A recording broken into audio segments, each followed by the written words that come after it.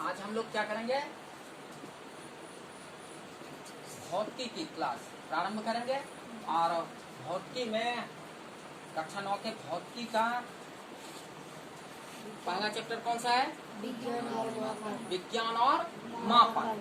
विज्ञान को अंग्रेजी में क्या बोलेंगे? साइंस। एंड मापन को अंग्रेजी में क्या बोलेंगे? मेजर्स। क्या बोलेंगे? मेजर्स। तो अब देख, तो ये हमारा अध्याय है और इस अध्याय के अंतर्गत हम लोग सबसे पहले विज्ञान के बारे में जानकारी प्राप्त करेंगे और उसके बाद मापन। तो सबसे पहले विज्ञान क्या है? सबसे पहला प्रश्न है कि विज्ञान क्या है? तो आधुनिक समय के दार्शनिक यानी आधुनिक समय के विज्ञान वेत्ता जितने भी हैं, उन्होंने सामान्य रूप से विज्ञान की क्या परिभाषा दी है कि मानव के विशिष्ट ज्ञान को, कि यदि हम लोग क्या है? मानव है, और मानव होने के कारण हम लोग किसी भी विषय पर, किसी भी वस्तु पर क्या कर सकते हैं? विशिष्ट ज्ञान को हासिल कर सकते हैं।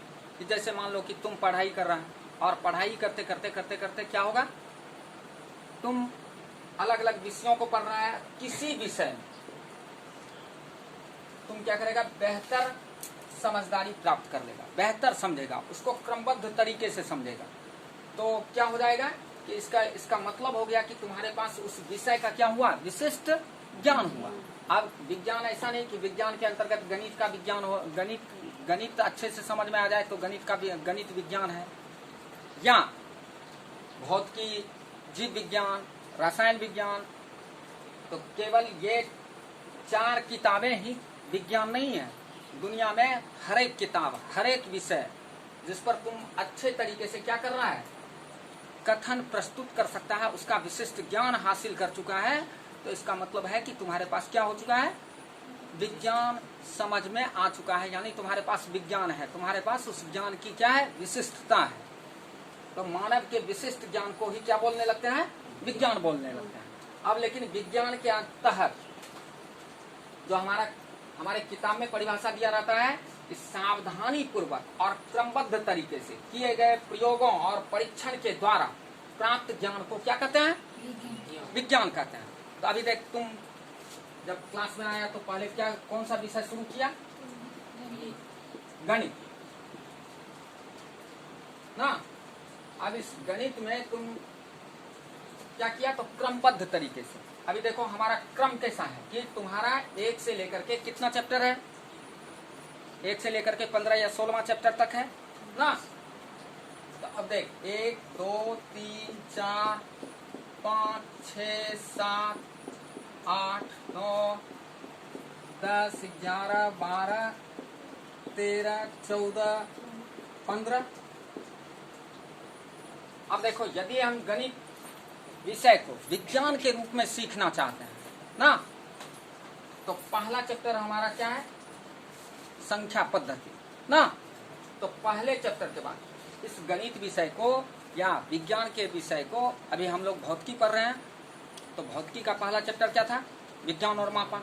उसके बाद का दूसरा चैप्टर है ना गति। तीसरा चैप्टर है क्या? बल तथा गति के नियम। यानी कि हमारे जो विशिष्ट ज्ञानी मनुष्य थे, उन्होंने हमें क्या किया?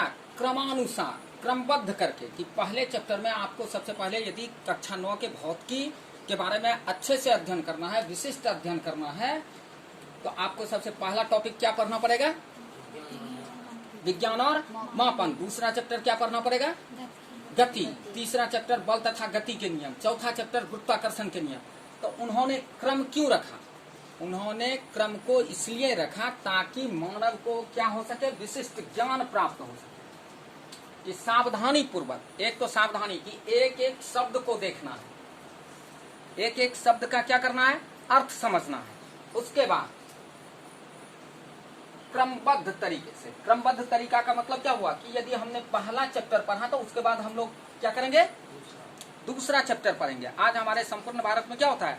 शिक्षक लोग क्या करते हैं कि आज यहाँ का चैप्टर पढ़ा दिए, फिर यहाँ का चैप्टर चालू करो, फिर कहीं का चैप्टर चालू कर दो। तो इस तरीके से हर एक जगह हमारी शिक्षा व्यवस्था में क्रमबद्धता नहीं होने के कारण हम लोग क्या होते हैं? क्रमबद्ध तरीके से ज्ञान प्राप्त नहीं करते हैं। और यही वजह है कि हम लोगों के देश में वैज्ञानिकों की संख्या क्या है, बहुत कम है, क्योंकि हम लोगों ने क्रमबद्ध तरीके से क्या किया है, विद्या अध्ययन किया ही नहीं है। और ना ही हम लोग शिक्षक को बोलते हैं सर यदि आप हमको पढ़ाना है, कोई भी विषय पढ़ाना है, तो आपसे बड़े बड़े शिक्षकों ने क्या किया है, किताब को लिखा है। और किताब को यदि आपसे बड़े शिक्षक ने लिखा है तो आप क्या कीजिए, जिस तरह से क्रमानुसार चैप्टर है, मेरा प्रत्येक चैप्टर क्रमबद्ध तरीके से पढ़ाइए, क्योंकि हमको विशिष्ट ज्ञान प्राप्त करना है। क्योंकि हमारे पास जब विशिष्ट ज्ञान होगा तो उसका प्रयोग, उसका हम लोग क्या कर पाएंगे, अपने दैनिक जीवन में प्रयोग कर पाएंगे। नहीं तो ये केवल क्या रह जाएगा, परीक्षा के लिए प्रश्नोत्तर रह जाएगा कि विज्ञान क्या है। देखो सभी शिक्षक पढ़ाते हैं कि किस तरीके से, विज्ञान की परिभाषा क्या है कि सावधानी पूर्वक क्रमबद्ध तरीके से किए गए प्रयोगों। अभी देखो तुम क्या करता है, हम पहले तुमको क्या बताते हैं, गणित का नियम बताए, अब उस नियम को पहले सिखाए क्रमबद्ध तरीके से। अब उस क्रमबद्ध तरीके से फिर हम लोग क्या करते हैं, प्रयोग करते हैं, प्रैक्टिकल करते हैं। तो गणित में कैसा प्रयोग करते हैं, गणित के प्रयोग की प्रयोगशाला क्या है, क्या हम लोगों का क्लासरूम। क्लासरूम क्या हो गया, प्रयोगशाला। और ये एक पेपर और एक पेन, ये दोनों चीज हम लोगों का क्या हो गया, प्रयोग का सामान। और उस पर हम लोग क्या करते हैं, सावधानी पूर्वक क्या करने लगते हैं, प्रयोग करने लगते हैं कि कहाँ पर जोड़ना है, कहाँ पर घटाना है, कहाँ पर गुना करना है, कहाँ पर भाग करना है। सर ने हमको नियम कैसे बताया है, उस नियम के अनुसार हमें क्या करना है, प्रयोग करना है। और उसकी जांच करते हैं, परीक्षण का मतलब हो जाता है जांच करना, कि यदि हमसे कहीं मिसिंग हो जाता है तो हम लोग फिर से क्या करने लगते हैं, जांच करने लगते हैं कि कहीं पर हमने जोड़ घटाव में तो गलत नहीं किया, कहीं गुना करने में तो गलत नहीं कर दिया, कहीं भाग करने में तो गलत नहीं किया। तो फिर परीक्षण करते हैं। और जब इन सब क्रियाओं के यानी सावधानी पूर्वक क्रमबद्ध तरीके से प्रयोग और परीक्षण के आधार पर जब हम किसी ज्ञान को प्राप्त करते हैं तो उसी को क्या बोलने लगते हैं, विज्ञान बोलने। ठीक है,